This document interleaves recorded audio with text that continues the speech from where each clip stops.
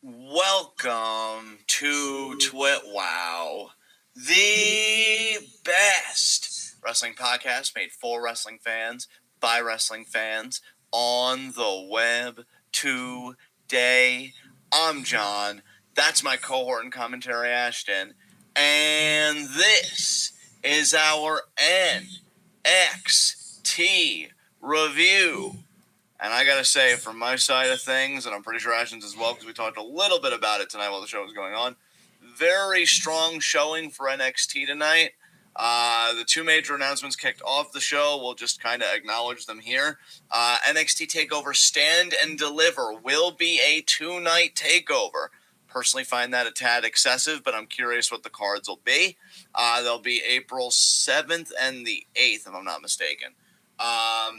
We got Correct. 3 championship matches because of one of the announcements being the introduction of NXT women's tag titles. Also a very interesting concept that could go either way.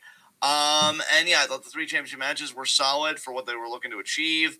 Xia Li got a bit more development. I actually liked what they did with this, even if I don't like all the people involved. There was only one thing that really annoyed me on this show, but we'll get to that. And, some of the material that we just skipped, so we won't even acknowledge. So what do you think about NXT tonight?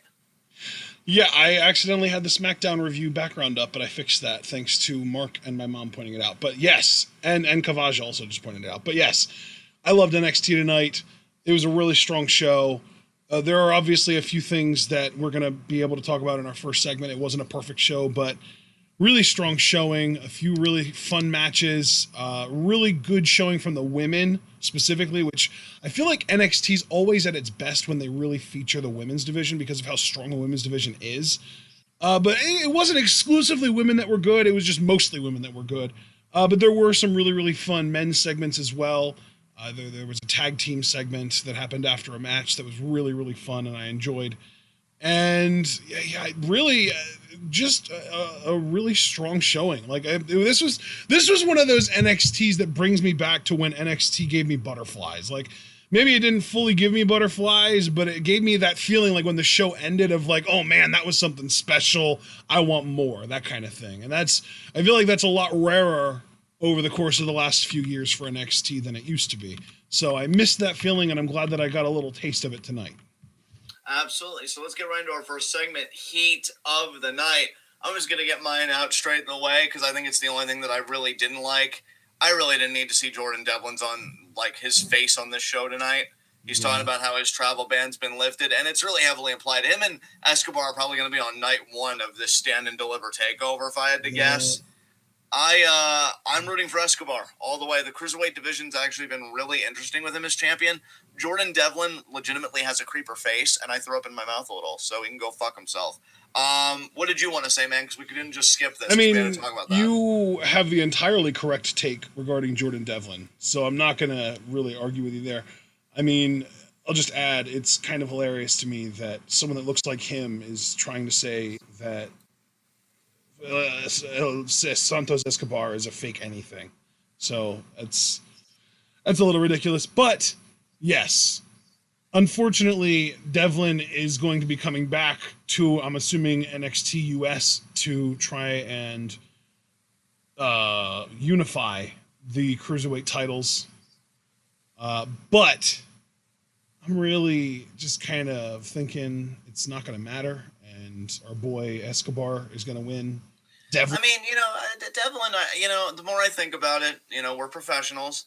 I just think, maybe Devlin has a point. I mean, remember that teardown matchup that he had with fucking Swerve at TakeOver? Oh, wait, that was Escobar. Well, remember when he really elevated the Cruiserweight title and really made it feel like a main event? No, wait, that was Escobar. Fuck, man. Fuck. What are you doing here again? Shit. The thing is, I'm sure Jordan Devlin has done things on NXT UK, but at the end of the day, he shouldn't have a platform to begin with right now. Exactly. He's one of the people that got outed as a fucking predator in speaking out, and he's still around. Like, what the fuck are you still doing employing him, WWE? Like, he's low key. I guess the company that's still cool with employing Velveteen Dream, it would make sense that they'd be cool with employing Jordan Devlin too.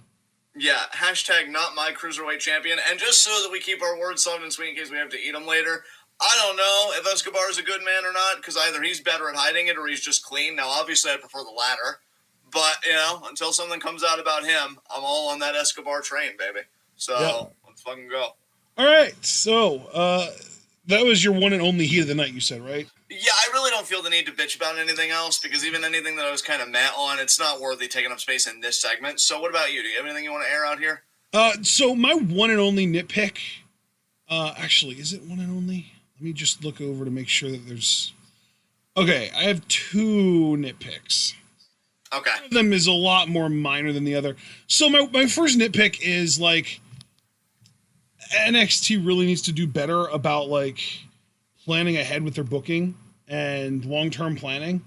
Because, like, I need to stop saying like so much. But here's the thing. You and I agreed that Shotzi and Ember should have won the Women's Dusty Classic, right? Yeah. Okay.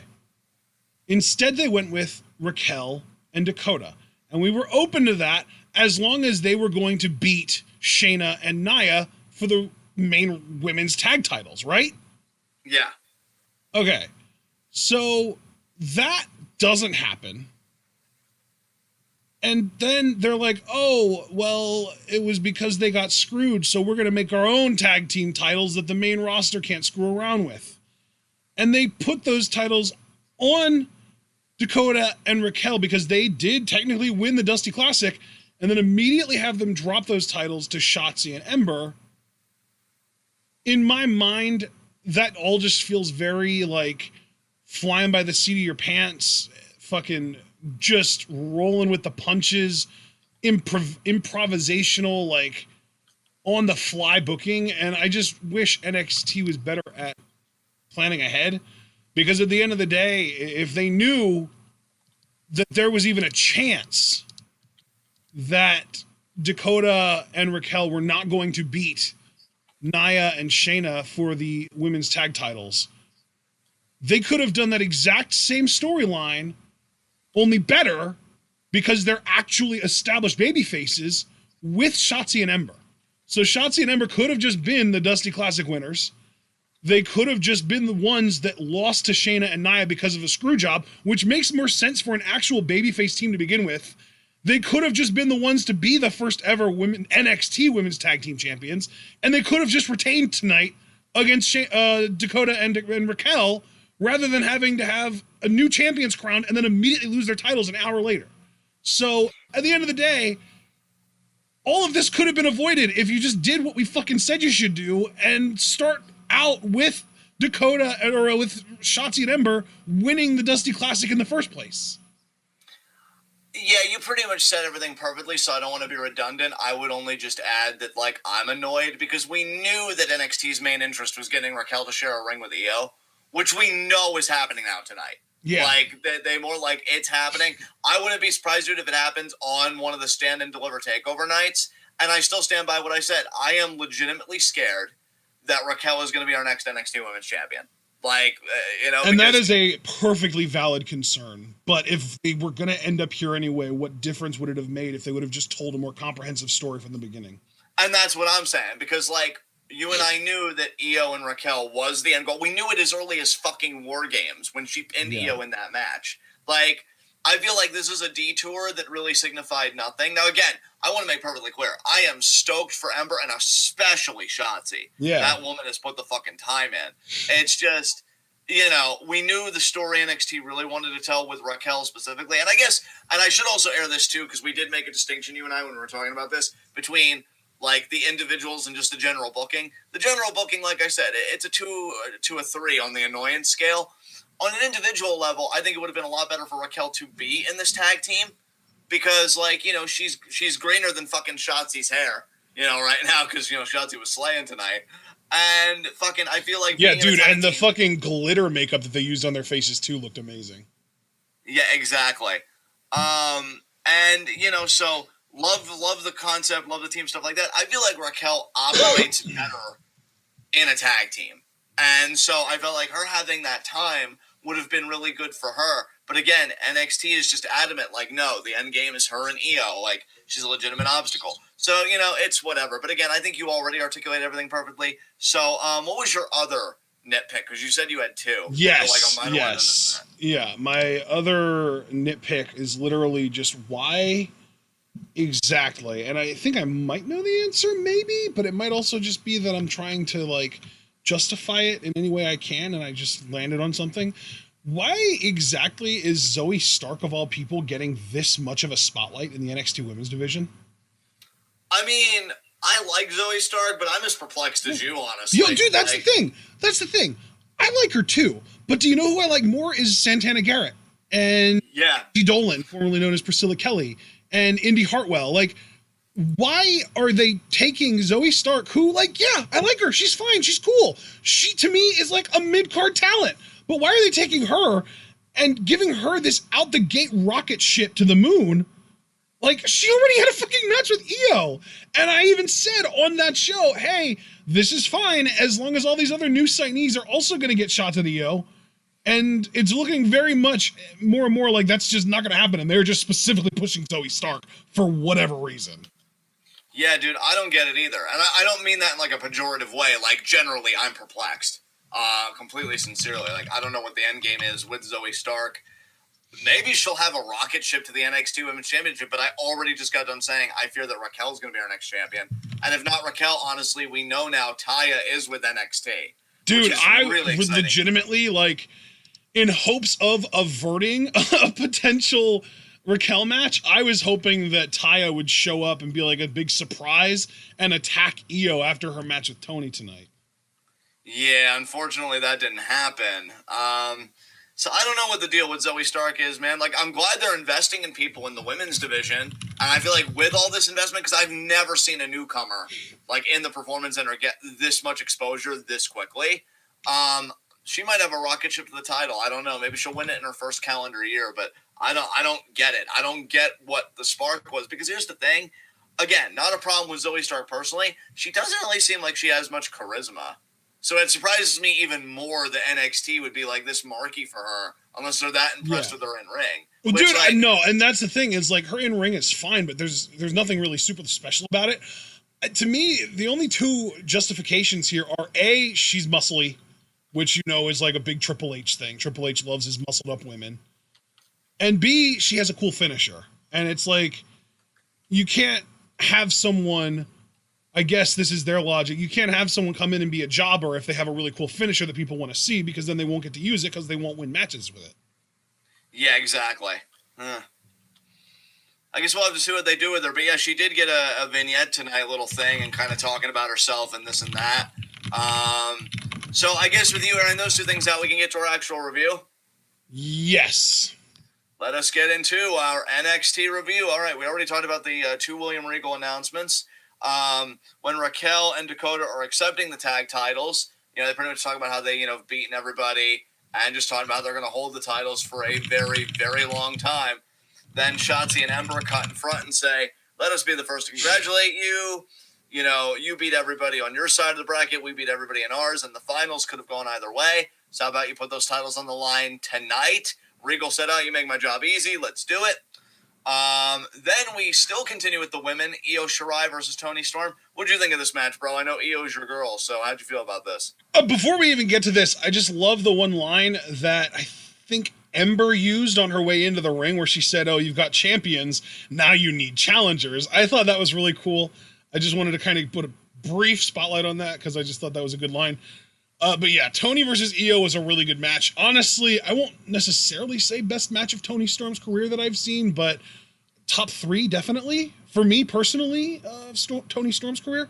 Really good match though. I loved that Io was really on point here. I feel like she was really sharp in this match. The moonsault to the outside looked great. The missed moonsault inside the ring looked really good. I love that she kicked out of Storm Zero. And I love that she caught the flying headbutt into what would end up being the match-ending submission. I thought that was really cool. I thought that was cool, too. I thought it was cool of Toni, like, as the heel, not to completely lose her shit when Storm Zero didn't get the job done. And then the headbutt, you know, it was unique, and then the crossface finish by Io. I like that Io, they show her as a strong champion, because to me, a strong champion, yeah, you've got your finishers, but I also think a mark of a strong champion is to be adaptable. Yeah. And I like that Io won with something that wasn't even a traditional finisher for her. So, really cool to see that. Io's a very strong champion. And so after that, we get Finn Balor talking about the match with Adam Cole.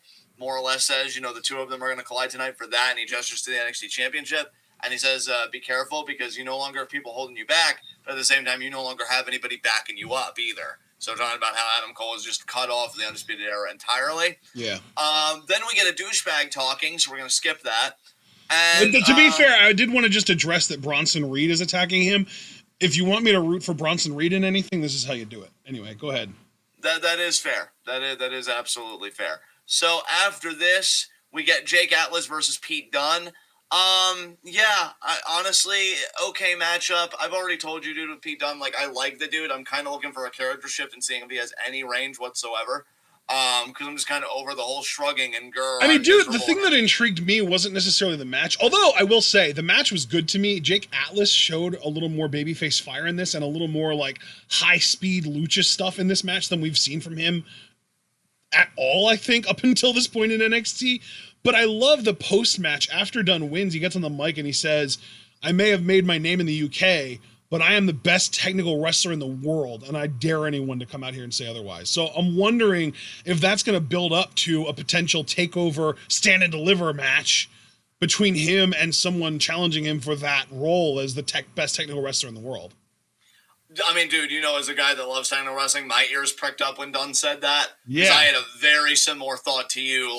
Okay, he's specifically saying, who's a better technical wrestler than me? I'm just as curious as anyone to find out. Yeah, because the one first name that came to my mind was Thatcher, but then another name that came to my mind was maybe a return of Gulak.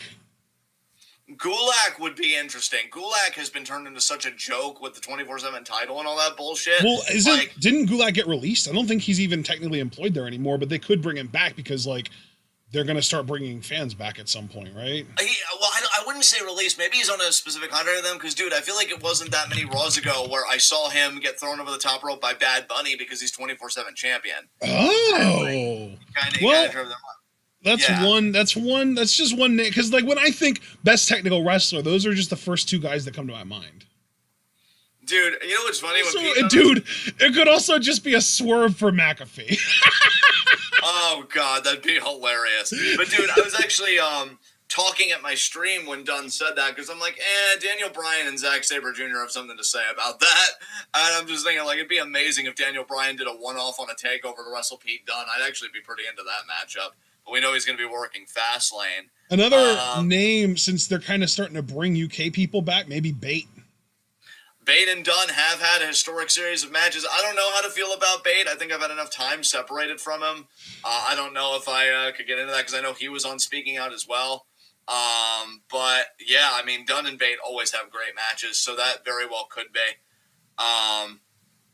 And, yeah, Javaris also pointing out that Gulak was one of the Lumberjacks when Lashley won the title. So, yeah, I would personally love it to be Gulak. I think it would be a very interesting choice. Yeah, I just, it's just tough, though, because, I feel like NXT doesn't really have any, technical wizard types, you know?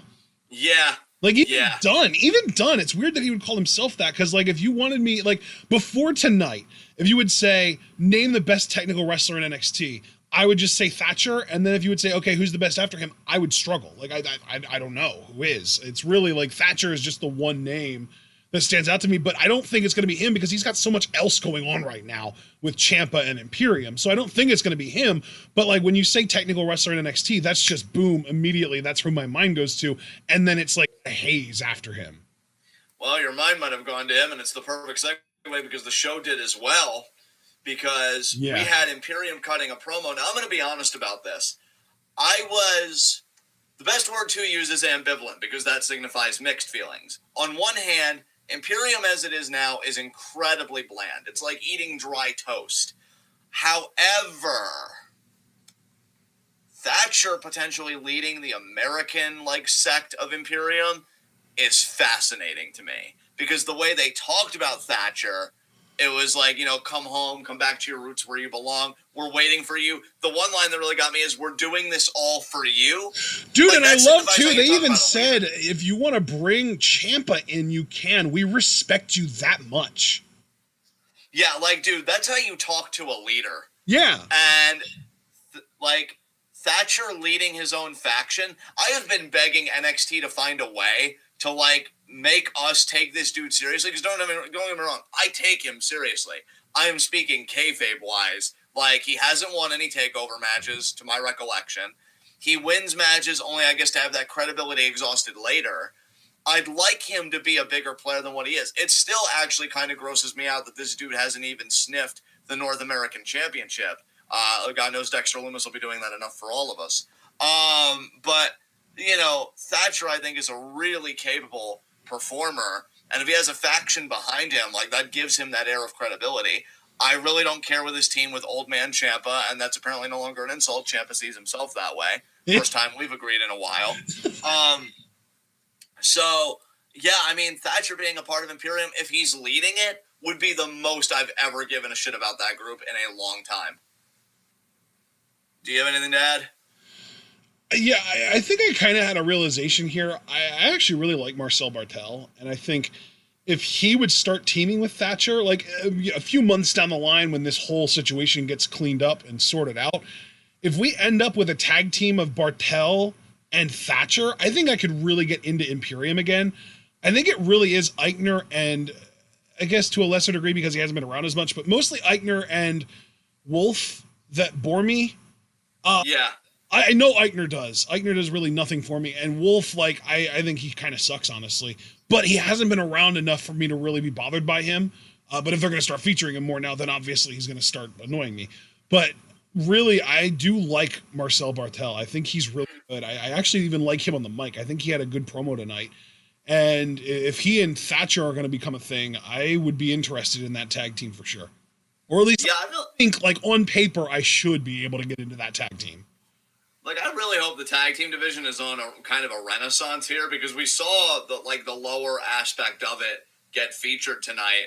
And if you would add a Thatcher and Bartel to the mix, like, fuck yeah. Yeah. Because then you have them, GYV, and fucking MSK. Yeah. And LDF, and Breezango. Yeah, like, that's a pretty legit division. Yeah. So I'm all for it. After this, we get a Leon Ruff promo. Ruff more or less standing up for himself, like, I'm tired of everybody thinking that I lucked into this or that I'm a joke. I busted my ass to get here. And, you know, you say it's Swerve's house, but, you know, more or less I'm going to show you that it's not next week. So we know that it's going to be Leon Ruff versus Swerve. I got to say, I love Leon Ruff showing a bit more babyface fire here. He's another guy that I think, you know, we're kind of beyond the point to me of just being like, oh my God, what an upset win. Like, I like that he kind of bumped his chest and he's like, I've busted my ass to get here. I'm not a joke. Stop acting like everything I do is like Shocker of the Year worthy or whatever. So Keep that energy, man. Keep that energy. You'll love to see it. After this, we do get our Women's Tag Team Championship match. So how'd you feel about the match as a whole, man? Really looking at it. Oh, I actually, believe it or not, I actually have some praise for Raquel Gonzalez in my notes here. Believe it or not. Like, I'm not a fan of the fact that she's getting pushed this quickly, and especially if she's going to beat Io for the title, I'm going to be real pissed. But, like, at this point, Zoe Stark had a match with Io Shirai, so why the fuck not let Raquel get one? Yeah, so the first thing I have in here is that Shotzi Blackheart has one hell of a good Cloverleaf. Solid 8.5 out of 10 for that. And this match ended up being a banger. I want to give some props to Raquel for some really good power spots that she had in the match, because that's the thing. Like, you know, Bianca Belair is the EST. She's the big, you know, strongest, fastest, quickest, smartest, et cetera, et cetera. The one woman in NXT history that has ever been able to challenge her for the strongest crown is legitimately Raquel Gonzalez. She's the only woman that's beaten Bianca in some of the strength tests that they do at the NXT Combine, like the medicine ball toss and stuff like that. So Raquel Gonzalez is legitimately strong, which I think is immediately a step up from Nia Jax, because we always make that comparison, like, oh, this, if you're a big woman, if you're big, strong, tall, we're always going to say that that woman is what WWE wishes Nia Jax was, or something along those lines. And I think that that can apply to Raquel Gonzalez here too, because, like, she is legitimately strong. She can legitimately lift her opponents up. And, like, she had Ember Moon in powerbomb position for a solid minute, maybe longer than a minute. But, like, towards the end of the match, she was holding her up for so long. And that takes some genuinely impressive core and arm strength. So I wanted to give props to Raquel for that, because that is genuinely impressive. And then at the end of the day, Shotzi shoots Dakota into Raquel, while Ember has Raquel in a head scissors trying to pull her to the outside, and that shoots both of them to the outside. And then Shotzi is able to get an O'Connor roll with a bridge to win the tag titles. Yeah, that bridge was beautifully done, by the way. That was a beautifully executed rolling prawn hold by Shotzi. I agree with your assessment on Raquel. It's nice to have a performer that doesn't overestimate their strength and that, can really back it up, when you do the power spots and stuff. Yeah. I have to give credit to Shotzi and Ember specifically because I feel like they've done this in both of their matches with Dakota and Raquel. I like that you have a babyface team that's intelligent, that actually, and I don't mean this as an offense to Dakota particularly, but they know who the threat kayfabe-wise of the team is. And I think they really tried in their tag team strategy to never let Raquel be in the match legally. Because I feel like Dakota had a lot of the ring time in that match. And I'm like, man, she's really taking a beating. And I thought that made the babyface challengers look really intelligent. Because it's well, not only the longer you keep somebody in a match, the more likely they are to be pinned if it's a tag match. But you're keeping the actual threat out of the match legally. And I found that very interesting. 'Cause I know Raquel did get in the match legally. I'm not saying that never happened. But I just feel like they made sure that Dakota wrestled most of the match. And I thought that was a really nice tactic there because it makes Raquel look legit. Because, wow, these guys are so desperate not to let her get in there. Yeah. And then, they're just intelligent because it helps their own chances. So I like that. I thought the match as a whole had great energy. Really great sequences, too, because there was even one point where Shotzi had stunned Raquel with something and Ember was going for an eclipse. And I thought she got it. And I thought that was going to be the beginning of the finish. But Raquel actually kind of caught Ember. And that was a pretty cool visual. Yeah. So, yeah. Actually, of the 3 championship matches we got, this definitely had legs. I don't know if I would have put this above Cole Bauer, which I really enjoyed, but, this is a really fun match. I would say that this was the third best, but they were all still good. Interesting that you'd say third, because I would almost say second best, and I would put Io Tony at third, because, I liked it. I might have just enjoyed Io Tony more than you then. Yeah, and that dude... Then again, it's Io, and I feel like I enjoy everything she does more than you, so... Yeah, definitely. Hey, nothing wrong with that. Io runs this shit. But, I was just pleasantly surprised by, the energy and the fire in that tag title matchup. And I guess to have more of a broad conversation, because some people can be really upset about the booking. You and I, again, could be at, a 2 or 3. I'm more concerned long-term. I do think it's smart, because even in my head, I'm thinking, okay, well, heel teams. You could do Raquel Dakota again. You obviously are going to do Candice and Indy, which, was very heavily hinted at. You can do Aaliyah and fucking Jessie Camilla. You could do a lot. Maybe if Mercedes and Tony's would work out their shit, they could be a team again, just like they were in the tournament. Now they're both out of, women's title contention. So I feel like babyface champions make sense because I just listed off more heel teams, whether makeshift or legitimate. And I feel like if you would have kept it on the heels, who could have challenged after Ember and Shotzi that we could buy? I don't know. Maybe Casey and Caden, but Casey's legitimately injured right now, and they're doing the Xia Li program. Yeah. So I think logistically, because I'll tell you what, man, before the title change even happened, I did think to myself that I wouldn't be surprised if the NXT women's tag titles were more successful than the main roster women's tag titles. Yeah. Well, and especially just because they don't have to, bow to the whims of Vince McMahon, Exactly. So, I feel like if NXT wants to, and maybe once, maybe if we're lucky twice a year, they'll get heavily invested in the women's tag division, and you'll see all these new teams and stuff like that. Over time, you could really just do a rotation. Okay, this team had their turn, now we're going to do this team for a little while, blah, blah, blah. And so, yeah, I think long-term, I'm very excited about the prospects of the NXT women's tag division. I don't think that this is a waste of time at all. I really do think they can make it work if they put their mind to it. Yeah, I'm excited about it. I'm excited for them. And like I said, I did mention in my heat of the night that, it feels very, flying by the seat of your pants booking to have Raquel and Dakota win the Dusty Classic, lose their shot at the tag titles, then be given women's tag titles for NXT, only to lose them in the same night. It's all very, on-the-fly booking to me. Maybe there's a chance that was because of a Vince thing. Maybe Vince decided that he wanted Raquel and Dakota to be the NXT or the WWE Women's Tag Team Champions, and that's why NXT booked them to win the Dusty Classic. And then he saw something in their path to doing that that made him decide against it. Or maybe he decided that he wanted to keep the titles on Nia and Shayna until Mania, and instead of having them drop them to Dakota and Raquel. Like, that's the thing, is that, like, as long as those titles are considered quote unquote main roster titles, you're always going to be at the mercy of Vince McMahon's whims. But now that that's not necessarily a thing anymore, NXT is going to be able to book these tag titles the way that they want. And I guess the first thing that they would have changed, which is a change I agree with, is rather than Raquel and Dakota winning the titles, Shotzi and Ember would have won them. So it almost feels retcon-y to me. Like, they're just like, oh, well, shit, Vince changed his mind, so we can do what we want now, and we're going to have the team that we wanted to win in the first place win the titles. And that would have made me happier, so I wish they would have just done that in the first place. But, of course, there's the whole Vince factor. But, again, that's all, like, headcanon. That's all just me, like, imagining things in my head that might not even be true. Exactly. So, moving on from that, we get Adam Cole having a promo here. Yes. More or less, again, talking about the match tonight. And saying, you know, how this match is important to him because he's going to become a 2-time NXT champion. And everybody always talks about you, Finn, as one of the greatest NXT champions in history until I came along and I had my over 400-day reign. And if you thought that reign was something, wait until I, you know, regain the title. Then I go on my second run. He says Undisputed Era doesn't end until I say it does. As far as I'm concerned, all I did was cut out the dead weight. He said that he put fucking Kyle back in his place.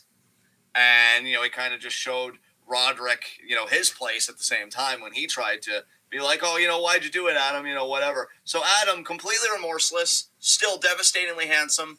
I think it's a good combo. What do I know? And, yeah, it was a good promo here before the championship match. After that, we get Ember and Shotzi, you know, coming through, greeted with applause by a lot of people, except for Indy and Candice, who are scowling from afar. And we're like, it should have been us. I know, it should have been us. And then Johnny meets them, and he's like, it should have been you guys. And it's like, yeah, we know. It should have been us. And they're all kind of agreeing how amazing they all are.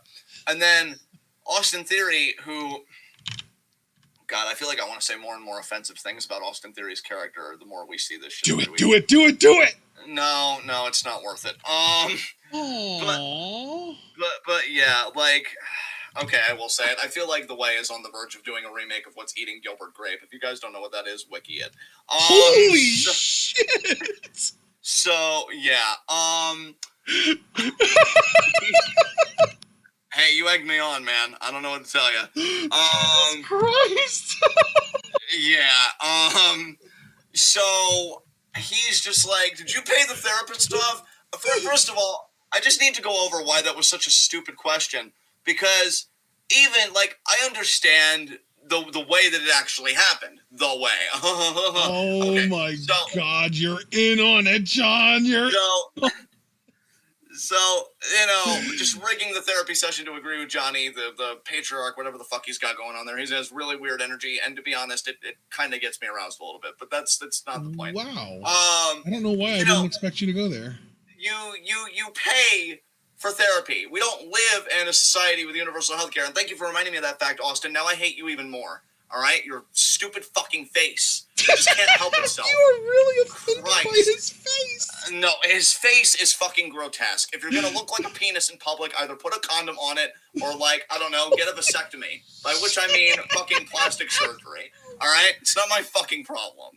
And then he's like, well, why did you do that? Why did you, you know, and it's like, well, you know, I'm just looking out for you, man. You know, Johnny being the fucking sensible one. And apparently Austin Theory, who's a wrestling fan, doesn't understand how factions work. Let me spell it out for you, you fucking troglodyte.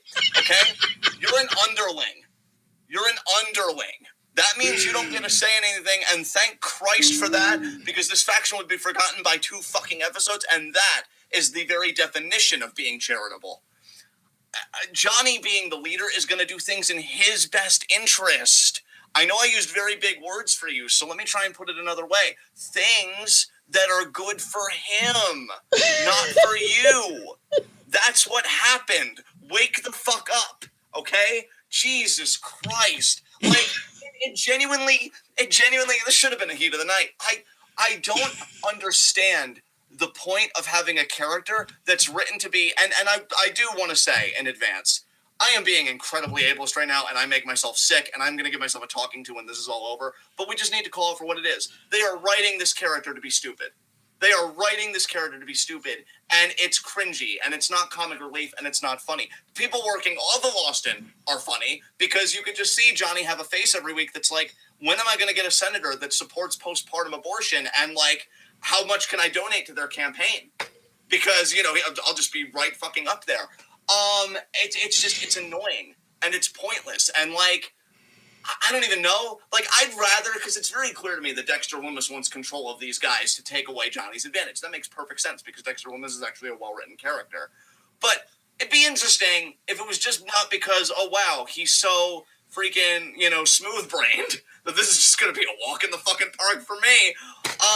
Yeah, I don't know. I hated it. And then Johnny reminded him, but he said you had a very unimpressive abdominal core. No! My muscles are my identity. I'm gonna angrily rip my shirt. Oh, I'm just ruffle my feathers.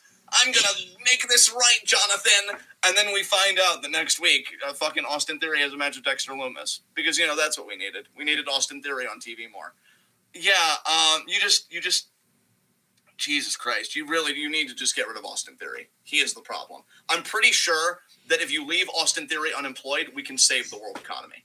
I'm convinced. Like, unemployment in this one instance is the answer. Jesus Christ. What a fucking way. And people used to say that this dude was the future. Now that's funny. That's funnier than anything I've said the last 5 minutes.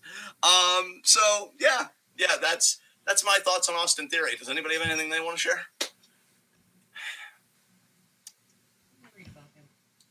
Yeah, my mom just said she's worried about you. I'm worried about Austin Theory. That's what I'm worried about. That's what I'm worried about. I'm worried about the wage trajectory. What they the keep hell? giving him fucking mic time. I gotta admit, I did not expect for today to end up being the day that you just absolutely go the fuck off on Austin Theory. I mean, you said running the tape back, do it. No, and then I'm just like, fuck it.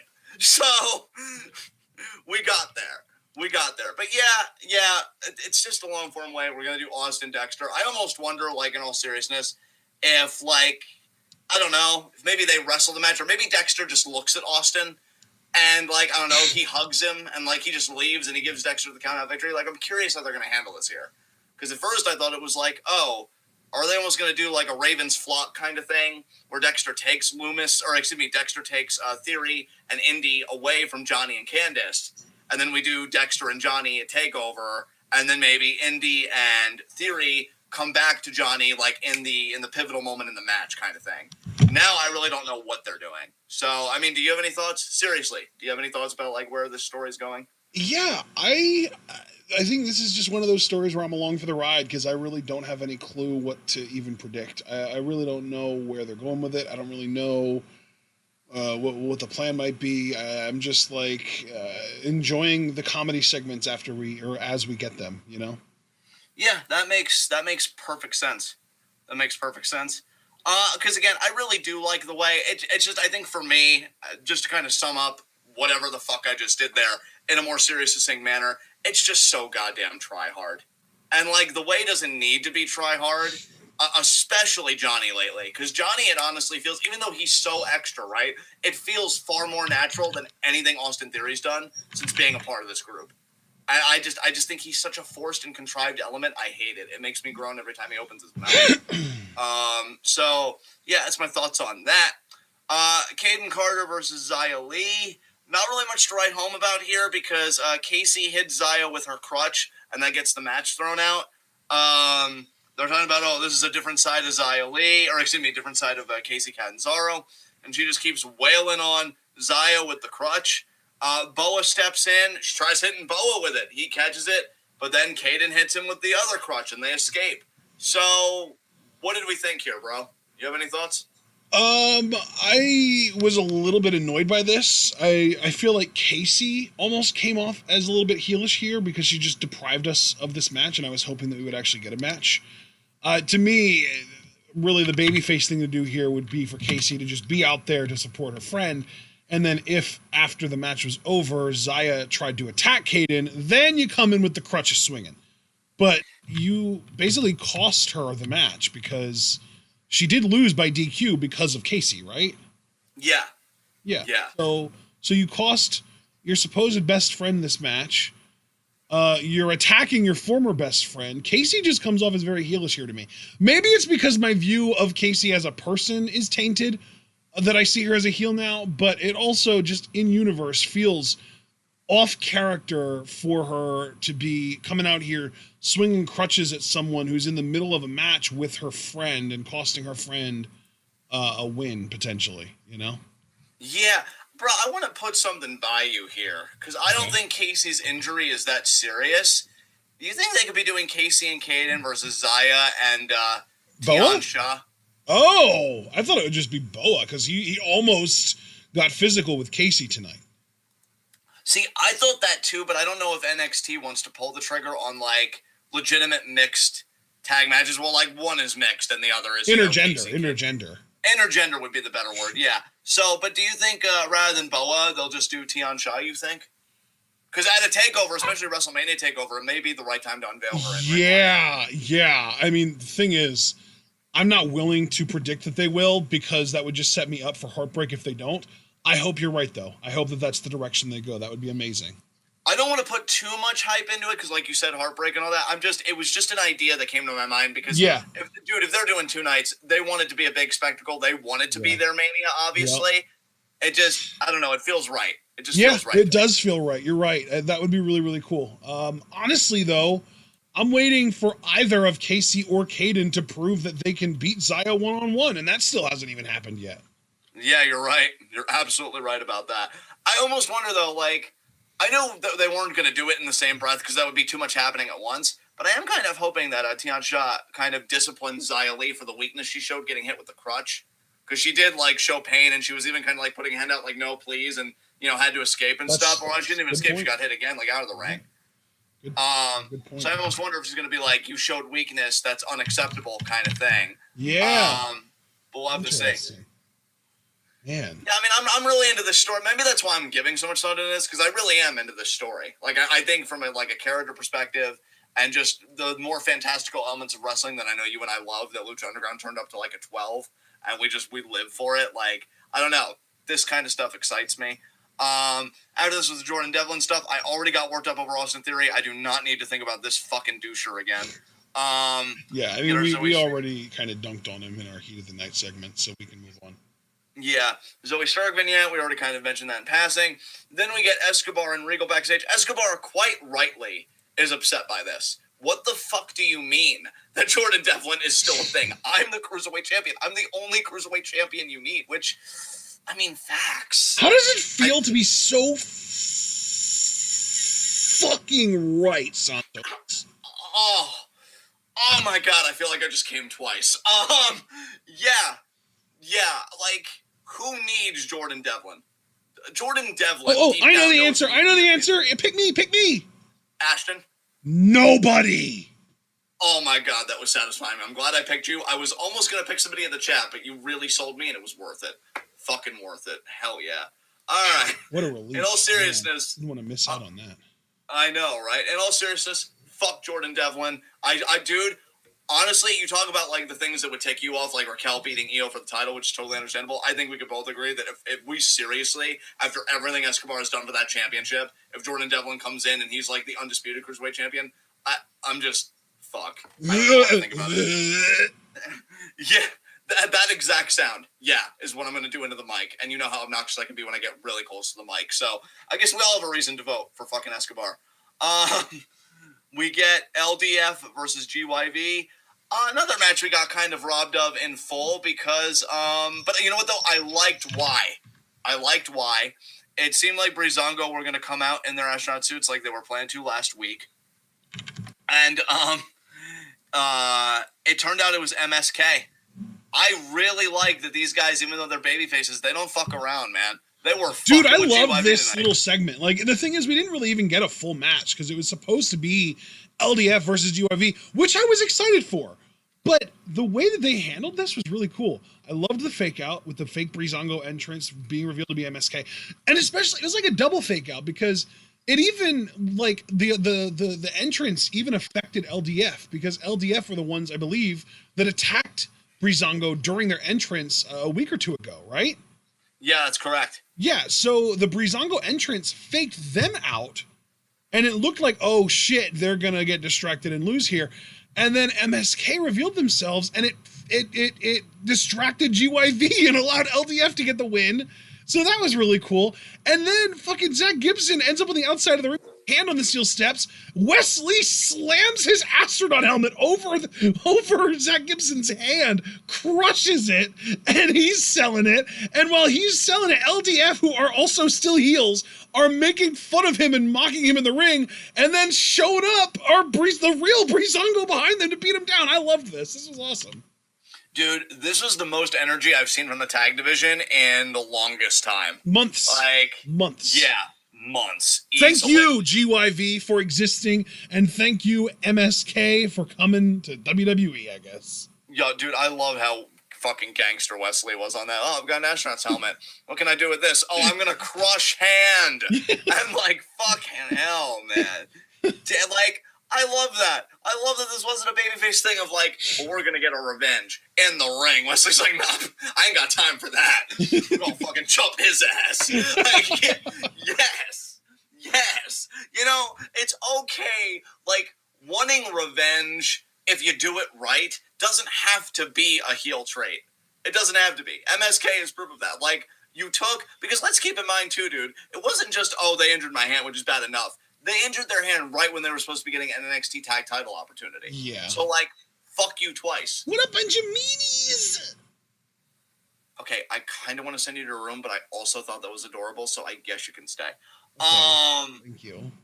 But yeah, like, now I will say this, dude. This hodgepodge, like, I'm wondering if we're going to do, like, a big tag match at TakeOver, but here's the thing. I'm not going to, like, rage about it, right? Because I feel like ultimately it wouldn't matter to rage about it, but I would have a nitpick because I do feel MSK are entitled to a standard tag team title matchup with no Breezango or whatever because they won the tournament. Yeah. So I am keeping that in my mind. I love you, Paul. I'm personally a big fan of Vengeance. Oh, Paul. That's our Paul. Yeah. I was living for Wesley tonight. I'm like, yes, that's how all business should be handled. Oh, I'm sorry, you crushed my hand. Let me just crush your hand along with your livelihood. So yeah, that was great.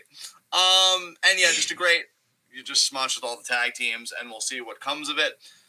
We get Dakota and Raquel backstage. Dakota is just apoplectic. It's like, you know, fuck, we all saw what happened out there. Don't ask stupid questions. Raquel says it doesn't matter if it was 5 months, 5 weeks, 5 minutes. We're still the first ever women's tag team champions. And she was going to continue to talk, but it looked like Dakota was looking at something. Raquel turns around, and it's Io. I'm going to be honest. At first, I thought it would have been Ember and Shotzi saying, you beat us once, we beat you once, and then they were going to do the rubber match at TakeOver.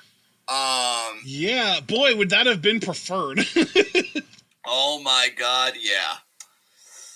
Oh my god, yeah. Because what we got was Io looking fucking amazing as always, saying, I want you next. And then Raquel's just like, why? Be careful what you wish for, Chiquita. And then, ooh. So, yeah, we're doing it. You wake up and you just might fucking get it. Yeah, I hate to say this about Io fucking Shirai of all people, but Io, you just did the fuck around, and NXT booking might be the find out. Because I don't know. Oh, no! Yeah. Why would you put it that way? Because I'm a douche, and I'm really emotionally stunted, and this is how I compensate. Yeah, that's also true. All right, we get Old Man Ciampa and Toothless Timmy. I fucking hate you, Ciampa. Jesus Christ. And I used to love you. It's your fault this relationship failed. Never forget that. It really is. It's entirely on him. He should probably feel bad about it, really.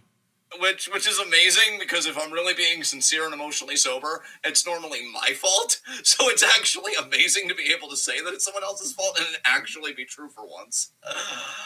Oh my god, okay. So, yeah, we get them talking about Imperium. I guess they're going to have a tag match against them next week. Yeah, I kind of want Thatcher to beat the shit out of you and leave you. So I guess I know who I'm rooting for. Hooray. And then we get Adam Cole looking sexy as fuck against Finn Balor, who God, 40 and such a fucking snack with those. I was gonna abs, say, right? I was also looking sexy as fuck. Yeah. Like, I've been comfortable enough in my masculinity for years, okay? So I have got no qualms saying, nice. Speaking of, South Park vaccination special as soon as we're done with this. Oh, absolutely. Hopefully it's up, because I know it was in progress while we were doing the review. So, oh my god. Well, I we think may still I think it aired at 9 and 10. I think it aired back to back. Oh, it aired back to back. Okay, then maybe it should be up. We'll see. We'll see. But if it's not, we can always just do our usual stuff until then. But anyway, yeah, Balor Cole. What did you think about this matchup, man? This was a really good match, but I feel like it was underwhelming.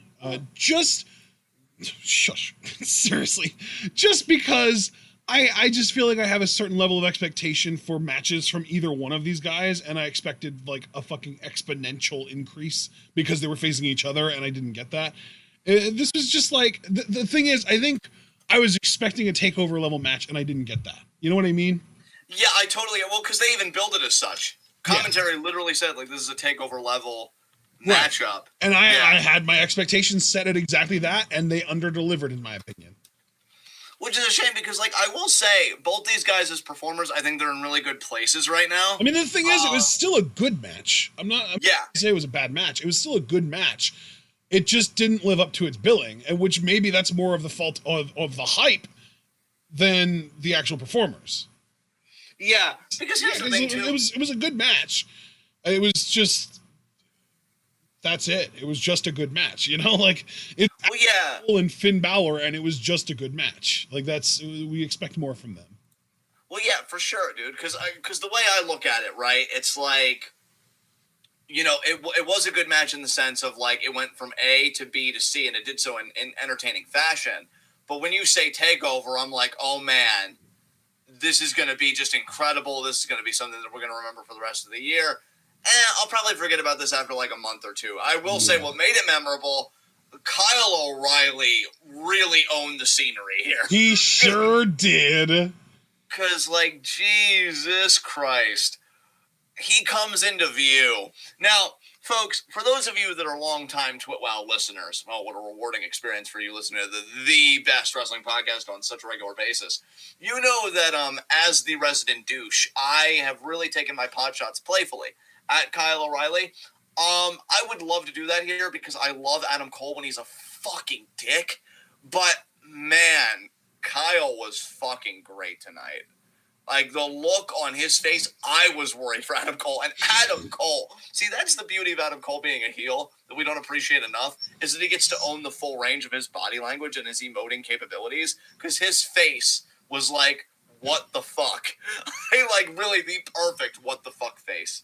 And then Balor, because he doesn't give a fuck, dives over the top rope with like a con hilo, and then he does fucking 1916 on the floor, and he has a moment where he looks at Kyle, and he's like, yeah, I'm going to soften him up for you, and then you can just have whatever fun you want. And drives him into the floor. And then Cole's back in the ring, he's kind of reaching out like, no, Adam Cole, and then devastating sternum is the fucking coup de grace for the pin. Like, god damn, Adam, you got fucked up. He really did. O'Reilly is just circling it, and he's really channeling that Big E energy, but with the tempo really slowed. I'm gonna give it to him. Yeah, you are. Because then he comes in, and by the way, I loved what Kyle was wearing here, because one, he's just shed the UE colors and aesthetic, but two, it's like, no, I've been waiting for this shit. Like, it's on fucking sight, Cole. Like, And then Cole, and this is the Cole I've wanted from the jump, and that's why the Roddy whole thing was so awkward. He's, like, begging off, and, if you're like me, and I know I am, I would have forgiven him instantly, right? Because it's like, well, you're handsome, and I'm part Uggo, though less so now than I used to be. So, like, I understand. Beautiful people, the rules don't apply to you. I get it. So I would have taken his hand, and then he would have gotten a fist of my nuts with that low blow. But Kyle is a bit smarter than me. because Adam was about to go for the low blow in between the. I'm sorry, Kyle. Let's just go back to the way things were. You know, before I abused you and made everybody think that you had like a fucking seizure due to your diabetes. And Kyle's just like, nah. And then Adam's like, well, then sure you can. Oh, fuck. And then Kyle's just mounting him and striking him repeatedly in the face. Dude, the biggest thought that I had during this segment was, wow, Kyle O'Reilly's a really believable brawler. Yeah, dude. I'm gonna be perfectly honest. The energy of this, and because I'm already kind of thinking about the potential card for Stand and Deliver, because I've already mentioned Kane and Casey versus Shaw and Xia Li. Yeah. We already know we're gonna do Balor and Cross, because I'll just say right now, when Kyle pursued Adam in the back, Balor had the ring. He's kind of with the title over his shoulder. Then he says, "What took you so long?" He turns around. There's Cross. And I sighed, because I've really loved Balor as champion, and I could tell that it's coming to an end. No, why would you say that? No. You know that I'm right, which is why you're despairing in the first place. Stop! No. You fucker! So, after that, to be honest, because I feel like it's been enough time since we've done one of these in NXT that it would feel appropriate and wouldn't feel like piled on. I kind of hope that O'Reilly and Cole main event night one in an unsanctioned match. Because, that's the energy this fucking beat down there. O'Reilly gave Cole. I mean, I don't even know about night one. They could main event night two in an unsanctioned match. See, but I feel like that's going to belong to Cross Balor. I don't know. See, I feel almost the opposite. I almost feel like they could do Cross Balor night one, or maybe even both on the same night, have Cross Balor go last, quote unquote last, sanctioned wise, then do O'Reilly Cole unsanctioned. Because, and the only reason I say that too, dude, was which by the way, way to make Kyle feel like shit, because I didn't see nearly that many referees trying to stop Adam Cole when he beat the shit out of O'Reilly, but you couldn't get enough referees trying to protect Cole. And I would love that. I would love if they tied that into the story. I was this close to getting my pound of flesh on Adam Cole, and then 8 or however many it was referees came and they stopped me. I don't want to worry about referees. I don't want to worry about regulations. I don't even want to worry about NXT. I just want to worry about beating the hell out of Adam Cole. And then you get your unsanctioned match. This, again, I'm not saying it's going to happen. I'm just saying when I look at the things that are happening and I'm putting a card together in my head, O'Reilly versus Cole in an unsanctioned match is definitely on there. I think they'd kill it. I think that'd be a match of the year contender because I loved their feud in ROH too and New Japan when they did that briefly. Was it TakeOver New Orleans that Gargano and Ciampa had the unsanctioned match? That sounds right to me. Yeah. So, dude, the main event of that show, the quote-unquote main event, the sanctioned main event of that show, was Aleister Black versus Andrade for the NXT title, and Aleister won the NXT title that night. So even if you think Cross is going to win the title from Balor, there is literally precedent for a big NXT title match with a title change, semi-main eventing to an unsanctioned match. And, dude, I think the other thing that gives credence to your argument is that, let's be real here, even though they've disintegrated, NXT still revolves around Undisputed Era. Yeah. Like they have been the fucking anchor for NXT for, 2 years? It's, I feel like it's had to have been longer than that. Maybe 3 at most. Because, I don't want to be hyperbolic, but it feels like 2 to 3 years. Well, TakeOver New Orleans... No, it wasn't TakeOver New Orleans. It was the year before that. It was TakeOver... was it TakeOver... No, it wasn't a Brooklyn. What was it? It was... Let's see. I'm going to see if I can find it. Was it Chicago? Was it TakeOver Chicago? The first one? No. No, it was more recent than that. I'm trying to find... I know it was or at least I think it was a WrestleMania weekend. Was Roderick already in Undisputed Era here? No, he wasn't. Okay. Philly. It was Philly. Wasn't it? No, it wasn't. What the hell? Am I losing my fucking mind right now? I don't think so. Oh, it was TakeOver New Orleans. I just was looking in the wrong spot. Because Adam Cole pulled double duty that night. So yeah, it was TakeOver New Orleans. So it was literally that same goddamn show. It was the same show as the Gargano Ciampa unsanctioned match where Roderick joined Undisputed Era. And that was kind of the point where Undisputed Era really became the focus of the show, you know? Yeah. And that was in 2017. So 4 years, dude. Jesus Christ. Oh, no, But it's yeah. 2018. It was 2018. So it was 3. It was 3 years. But yeah, regardless, now that we've established that definitively, the point just being that, like, NXT leans so heavily on UE, even now with them being disintegrated, that it's wholly plausible that they would get top billing even over Balor Cross. And then they would use the escape of, like, oh, well, it's unsanctioned. I don't know, man. Do you agree with that? Do you think they'll go another route? No, I hope that's the exact route that they go. I hope that they go unsanctioned. I hope that it main events, or, you know, quote unquote main events, I hope it goes on last. On the final night. I hope that that's the last thing that we see on TakeOver Stand and Deliver. I hope the women main event night 1. And you know what? Since we've just had a lot of, like, free-form discussions and we're not like, oh, you know, we can't talk about that now, I'll also put this out there. If they do go unsanctioned and they get that kind of billing, do you think that they'd have Kyle? Now, obviously, when we get to predictions, we'll lock it in. But do you think it's possible that they could have Kyle go over, have him stay in NXT, but maybe the beating would be so bad that's how they finally get Cole on a different fucking brand? Or do you think they're just all going to stick together even after? Well, again, I'm just trying to go by history because I like to find patterns in things. Gargano beat Ciampa in their unsanctioned match, and that was when Gargano was still a babyface. So I think the babyface wins the unsanctioned match. Yes. Yeah.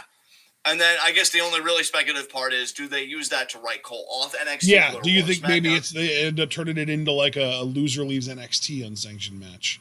That could be, man, because Kyle, the way he was beating the shit out of Cole, it's like, whenever I see you, I don't care if it's in fucking catering, I'm beating your ass. Yeah, low-key, I hope they don't use it to write Adam off, because there's still a part of me that wants Future Shock in NXT at some point, but I also don't really feel like there's anything left for Adam Cole to do in NXT, so, like, they could definitely write him off.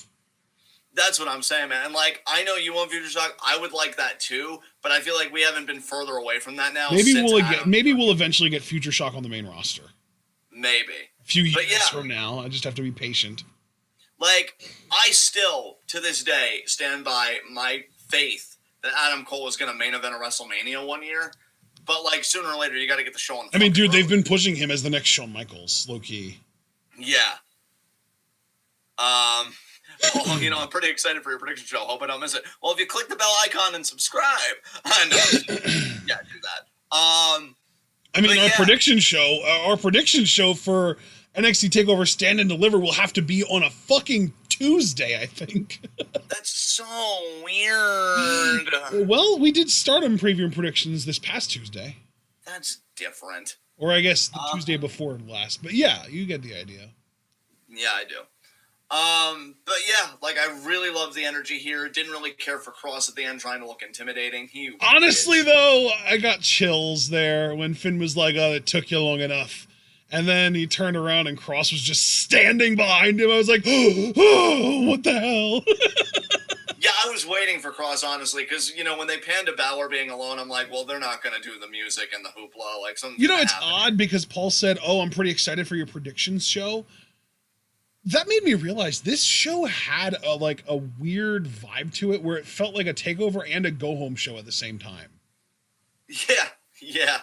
You got a point there, man. They really did pull that, like, at the same time. It felt takeover-y because you had, like, 3 big championship matches, and it felt go-home showy because it was building Raquel and Io and Zaya, Kaden, and Casey, and Cross Balor. All in the same night. They really, and the tag stuff felt very go home showy.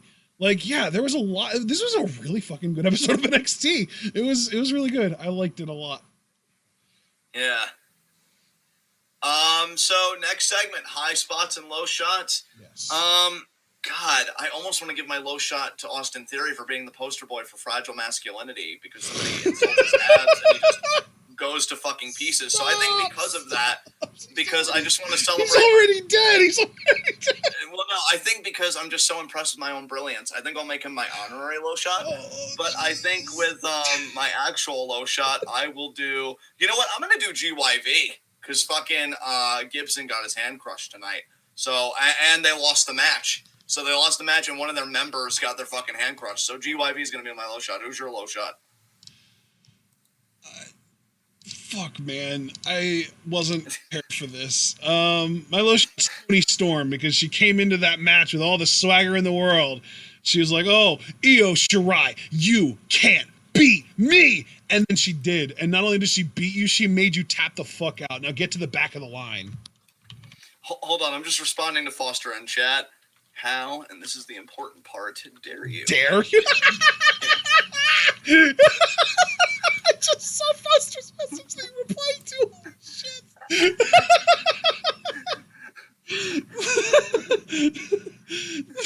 You actually typed, and this is the important part? What the fuck? Listen, I'm extra tonight. Don't you understand that? I do. Yeah, you understand it, yet you still can't keep it together. What the fuck is wrong with you right now? Ignore me, sir. Yeah, okay, Ethan. I'll ignore all that going on in the background. Okay, high spot. Definitely me, because I feel like I'm killing it right now. But no, I guess high spot, we actually have quite a plenitude of people to choose from tonight. I think I will go with... You know what? I'm going to go with fucking Raquel. Oddly enough. Wow. She lost tonight, but she didn't eat the pin.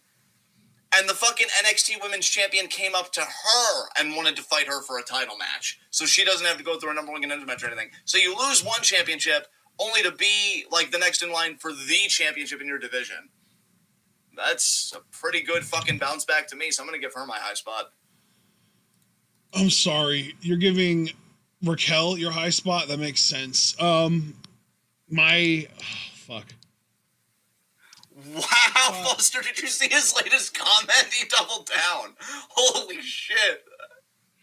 Oh, wow. Wow. Dude, I know. I said the same thing. I literally... You know, I saw that he mentioned feet in there, and I wasn't sure if he was going to go at it from an Adam Cole is short standpoint or an Adam Cole is fat perspective. It could have been he needs to grow a few feet, or it could have been maybe next time he's able to see his feet. That's the thing. I don't know which would have made me wince more. Like, I just... Damn. Okay, my high spot is Shotzi and Ember, because they challenged for the tag titles and immediately won them. Yeah, there you go. This is a fun show. You seem like you had fun. Did you have fun, bud? Yeah, so much. It was wonderful. Thank you. Yeah, and I like your face. There you go. So,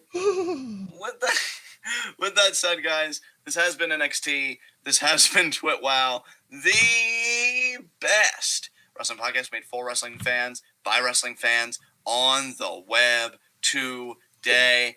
I'm John.